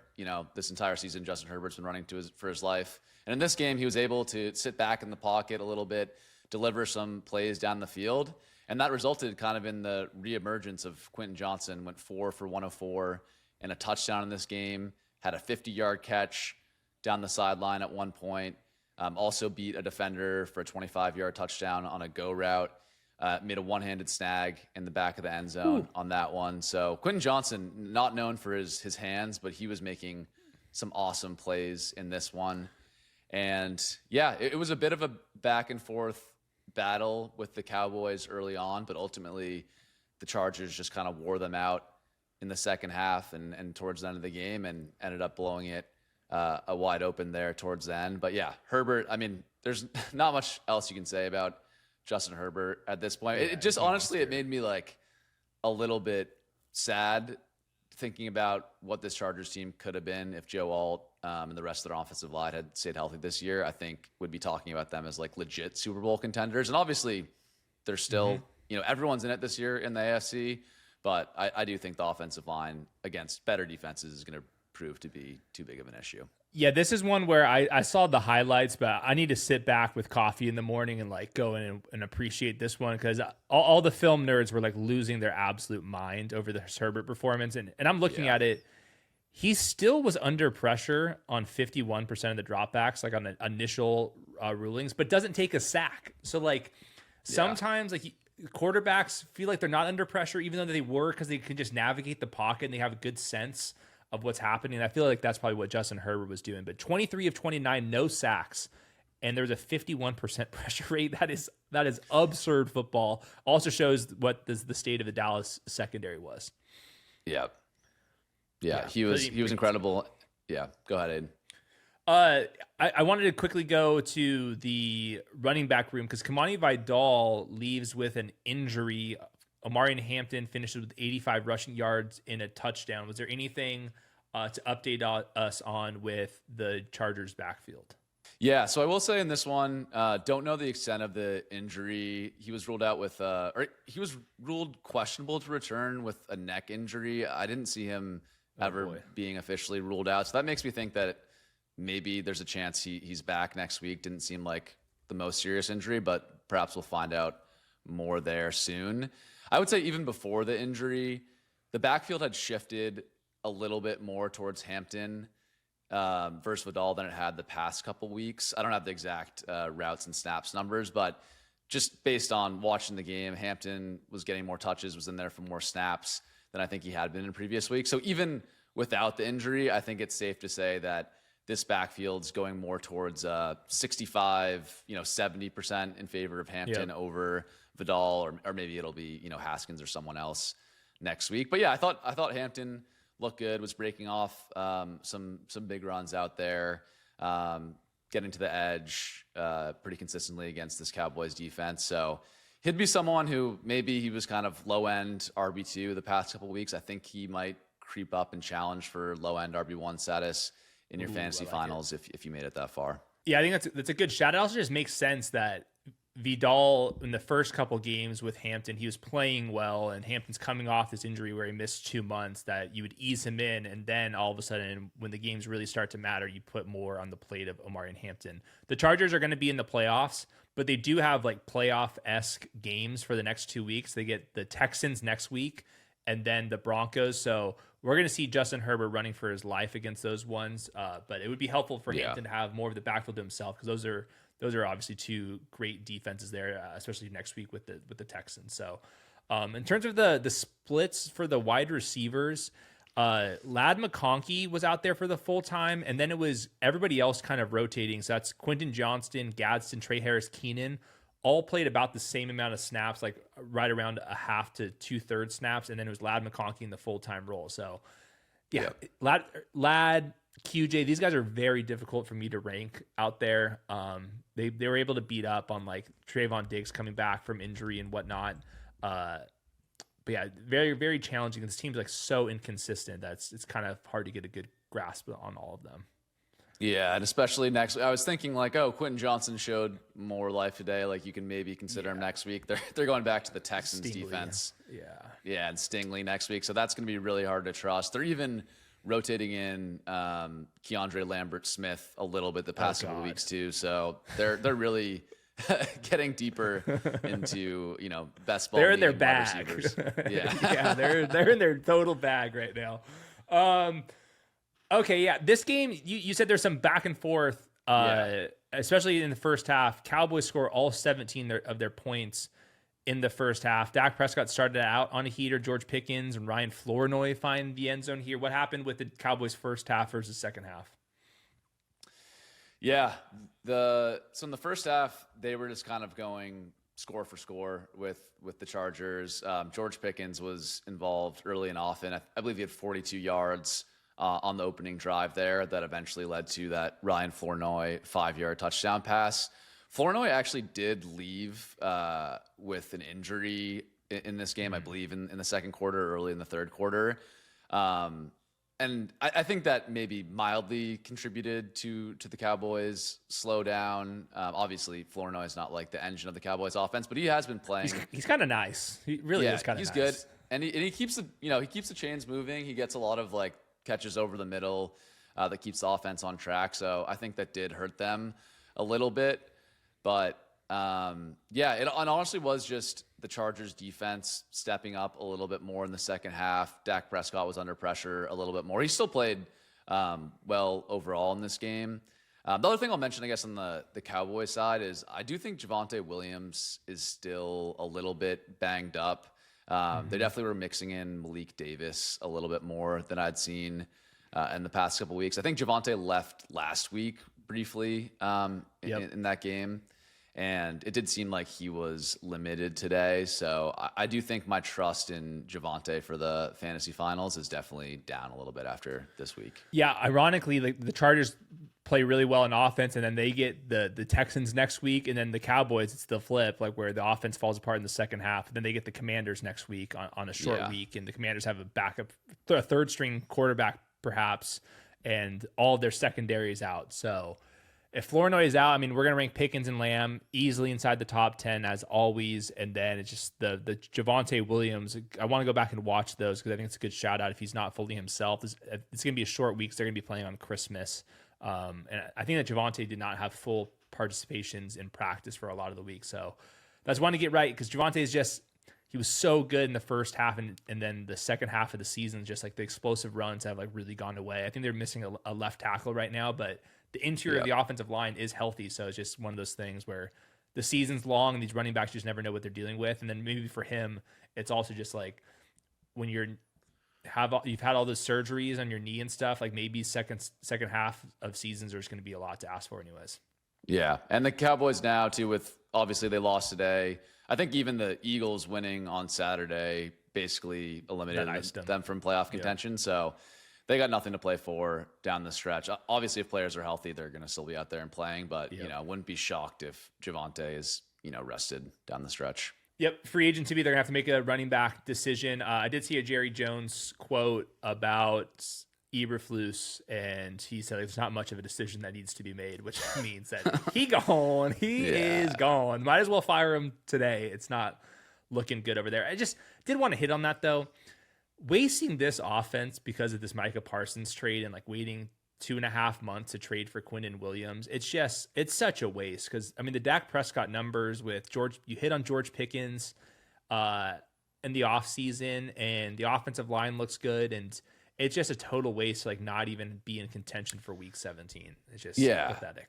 And even with the Pickens thing, they hit on Pickens, but they don't find a way to extend him during the season, which is classic Cowboys. They never find a way to extend their players and get ahead of that. So who knows where that's going to land? I assume they're going to do everything they can to bring him back, but that's not even a guarantee. So it's just a bummer. I agree with you. This offense I would love to see in the playoffs if they just had like a league average or even like 20th best defense in the league. I think this would be a playoff team, but just can't do it when you're giving up 34, 40 points every week on this Cowboys defense.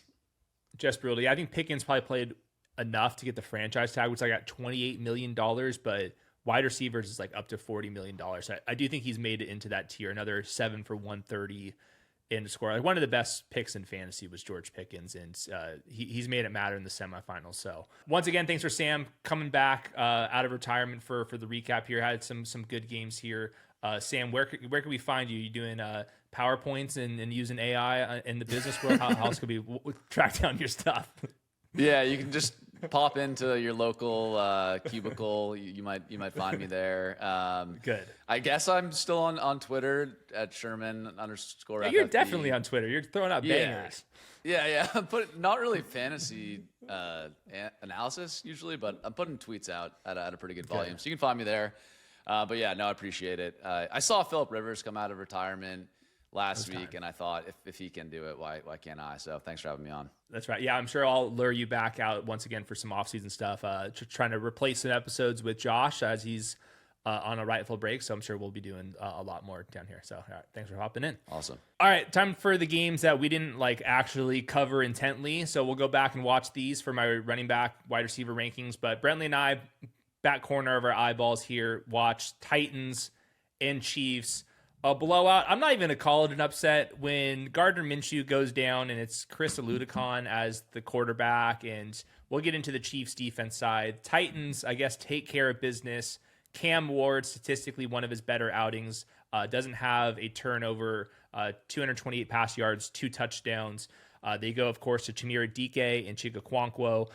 Tony Pollard, though, another 100-yard outing. Tyjae Spears gets the rushing score here. Did you see any moments out of Cam Ward, Pollard, or anybody else? Yeah, I thought Tony Pollard, again, is just stringing along more consistent just games. He's been doing this for the past 3 weeks. I didn't think it was a fluke. I think I had him the past 2 weeks, and I just said, this looks real. It's like Tony Pollard of old, and today I thought he looked really good, looked explosive. Cam Ward made some plays today down the field to DK. You saw that. He finally had time today. It wasn't pressured too much. I think you got to feel good about Cam Ward heading into year 2. Get him some more protection. Get him some better weapons. Get him a veteran receiver. I think there's a lot to like there. And then you mentioned Tyjae Spears kind of gets the vulture touchdown. I also know Chika Kwonkwo had a really cool touchdown as well, kind of more on a shovel pass. So overall, I think the Titans offense looked really good. The Chiefs defense, however, I thought they're in Cancun. Chris Jones never been eliminated in his life. He's like, I've been eliminated, man. I'll see you guys later, brother. I thought the effort today was piss poor. Clear tank job happening. The tackling was pathetic, and if that's what's going to be, moving forward, then whoever is playing the Chiefs offensively, which I think is Denver next weekend, should get upgraded because the Chiefs defense was they had no interest in being in that game today. Yeah, Trent McDuffie was out, the top corner too. So yeah, the Chiefs are going through the motion. Right now the Chiefs would have the 12th overall pick according to Tankathon. But yeah, they have a lot of issues on offense. Yeah. Obviously we'll get to those. Yeah, with Cam Ward, saw some pretty ridiculous throws from him, to be honest. And that's like, to me, when you're playing on a team without a bunch of talent, especially on the receiving end, like I want to grade towards the flashes. There's been plenty of flashes here. So I'll go back and watch this one on the All-22, but his arm's live and he made a couple of downfield throws. In this one, he had 3 different 25-plus yard gains through the air.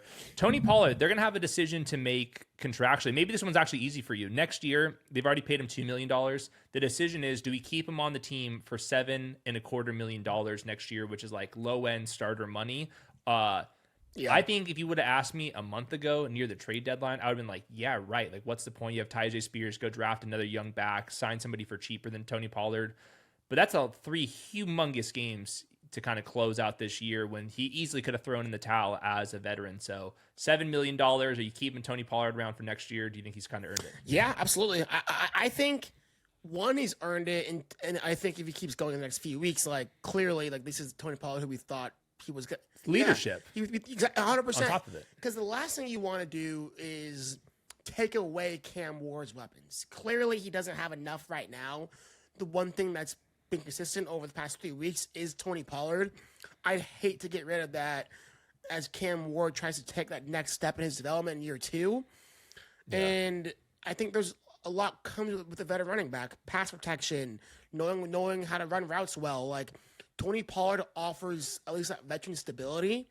I wouldn't want to go out, get rid of Tony Pollard, roll Tyjae Spears, then draft a younger back. Like, I think Tony Pollard at that price is totally fine and worth it at this point. Yeah, I think they have a ton of money. They might even have the most cap space heading into 2026. Yeah, they have over $100 million. Yeah, you keep Tony Pollard. The vibes are good. Let's keep this thing moving. Tony Pollard will be back next year. That's an off-season best ball problem that we'll run into. But yeah, good thing. You're seeing some moments down the stretch from the Tennessee Titans.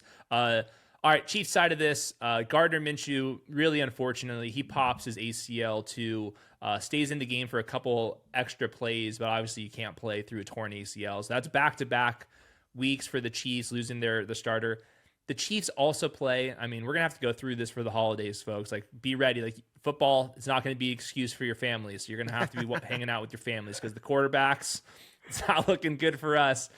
Chris Aludicon's going to be out there. Josh Johnson's probably going to be out there. I forget who the last one is, but it's another really bad quarterback for the third game for Christmas. With the Chiefs, you pretty much can't start anybody, man. Like, Travis Kelce, he's like trying to retire on a good note here, but he's going to have to, it's pretty bottom of the barrel. Xavier Worthy and Pacheco are the leading receivers with 41 yards. I mean, it's just, we're throwing in the towel completely.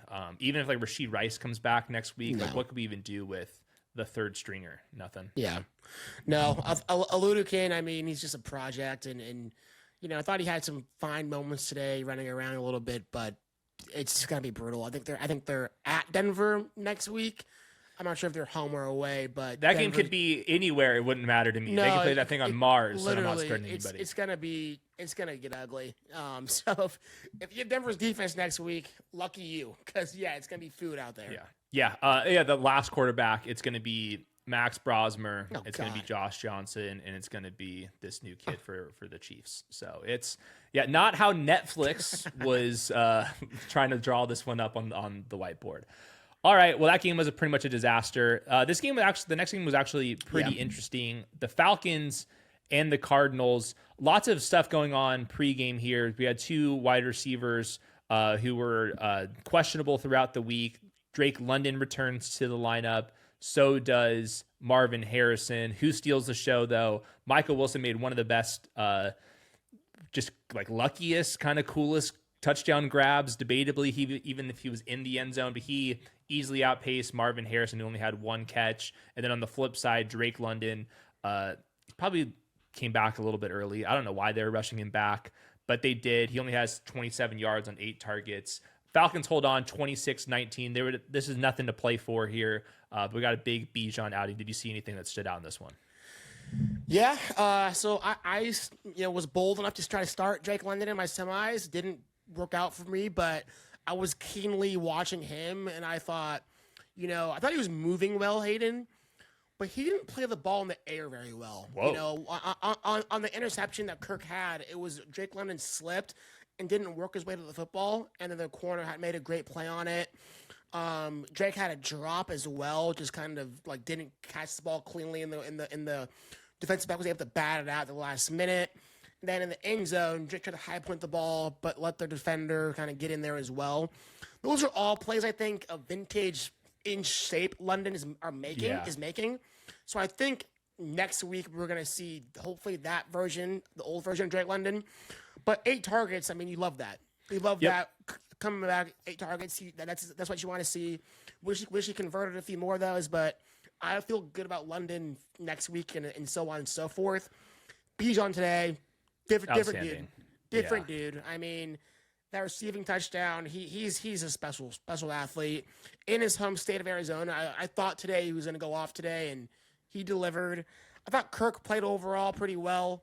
And then they really kind of featured Algier late into the fourth quarter, kind of giving him some carries, resting Bijan. So overall, thought the Falcons' offense was good. Kyle Pitts continues to produce at an elite level right now. But yeah, I think vibes are pretty well in Atlanta, I'd say currently. Yeah, I think those are great notes on Drake London. He played 32 of 38 possible routes out there, which is like rock solid. 8 targets. Just, stuff happens in fantasy if he makes all those plays right there. We're talking about this way differently. So those are 50-50 balls for a reason. But yeah, that was just kind of a weird outcome because he was like, I think he was DNP limited or limited DNP in practice. Yeah. You typically don't see them like coming back from that, but what could you do? Huge game from Kyle Pitts. I kept him inside my top 5 tight end. I think we gonna have to keep doing that because he keeps making too many plays. And then I think that's all my notes on the Falcons end. With Arizona, we did get the backfield right. It was definitely Michael Carter over Imari DiMercado and Corey Kiner. Didn't do too much with it. 65 yards on the ground, does not score a touchdown. That goes to Michael Wilson. One of the quietest games from Trey McBride. So I'm going to go back and figure out why he was quiet. And Elijah Higgins is the one that ends up with 91 yards. But Marvin Harrison just probably wasn't the same in this one. So I'll go back and watch this. I'm not sure if you saw anything from Marv or Trey McBride or anybody else.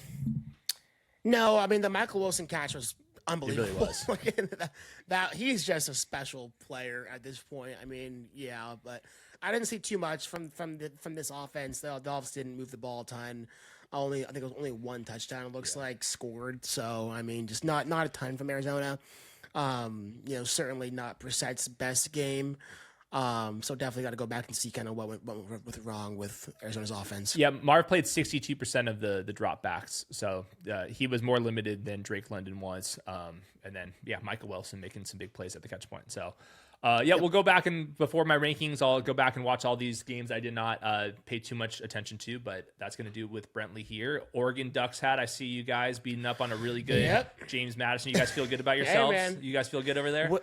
Hey, a win's a win. You know what? Hey, we players on our schedule. Hayden. That's right. What can I do? That's right. What can I do? Cool. Yeah. Who do you guys get next week? Dude, Texas Tech. It's gonna be, in my opinion, I think that's the best matchup of the quarterfinals. So that should be good at Miami. So Orange Bowl. And for content, we need the Oregon Ducks quarterback to come out. I hate to break that news, but strictly for content, he needs to come out. No, please no. I need another year. If you had to guess, put some odds on it. What do you think? I think minus 150. He's going out. Okay. Maybe minus 200. I think at this point, the way it's trending, he's gonna go. I just feel like. Well, I think he needs another year personally for development. He's a lock top 3 pick. I mean, look at it. The Raiders need somebody. The Browns need somebody. The Jets need somebody. The Cardinals could go grab somebody. all these teams. The Dolphins are then at 10. Yeah. The Rams have the 11th pick. Could they go over there? There's a lot of options in the top 12 right now. Unfortunately for Duck fans, myself, Dante Moore could really only hurt his stock coming back. Being straight up, he's pretty much a guaranteed top 5 pick at worst. So probably go. Hope he doesn't, but we'll see. Okay, yeah, excited to watch him. Texas Tech got a big boy defense over there, unlike old James Madison. Bless their hearts. All right, the Dukes. All right, we'll see you next week, Brentley. Right. Thank you, man. See you, Hayden. All right, with that, we're gonna be winding down here. Different week because we got Christmas on Thursday. It's just me right now, so I think we're gonna just do rankings episodes on Tuesday and on Wednesday.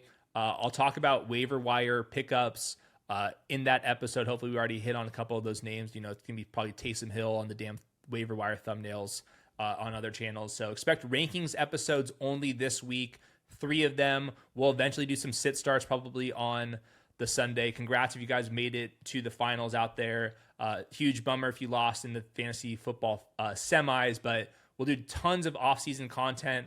I've already got like free agency stuff written up. I'll be diving up into the drafts, of course, pretty quickly, probably hit on Mendoza and maybe this Oregon quarterback if he comes up. So still plenty more. Even if you've been eliminated from the fantasy finals, we still got tons of content on here. And then obviously use promo code the show, play 5, get 75. It's unwrapped. We're doing a bunch of specials. Like today we had a Josh Allen gimme. If you want to draft right now, we got NFL playoffs best ball. I think I'll have some of your favorite content creators on for an episode there. You draft for the NFL playoffs, get fantasy points as you kind of continue on to the Super Bowl. So still tons of stuff on our end, even though the fantasy football season is winding down. I'll see you guys back probably on Tuesday.